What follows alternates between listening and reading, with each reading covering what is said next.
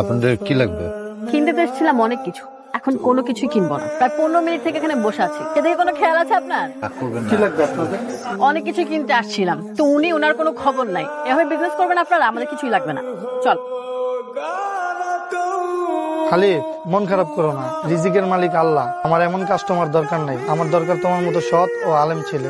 ইফতারের টাইম হয়ে গেছে, ইফতার নিয়ে আসো।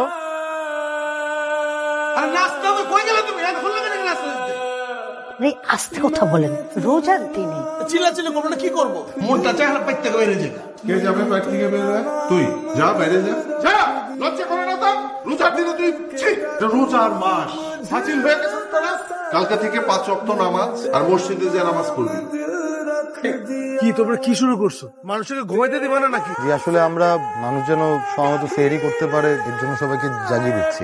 এর জন্য জায়গা দিচ্ছ, ভালো কথা। প্রত্যেকের বাড়িতে ঘড়ি আছে তো, মানুষের তো ঘুমানো ডিস্টার্ব হয় না ভাই। জি, আমরা আসলে আন্তরিকভাবে দুঃখিত আপনাকে বিরক্ত করার জন্য। আপনার বাসার মতো সবার তো আর অ্যালার্ম দেওয়া থাকে না। তো আমাদের এলাকাতে এমনও আরো অনেক গরিব মানুষ আছে যাদের বাসায় ঘড়িও নাই, মোবাইলও নাই, অ্যালার্ম দেওয়ার মতো কোনো কিছু নাই। তাদেরকে আমাদের জাগিয়ে দিতে হবে, তারা যেন সময়মতো ফেরিটা করতে পারে।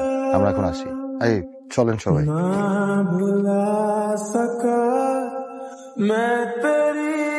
একটু হাঁটো তো দেখি।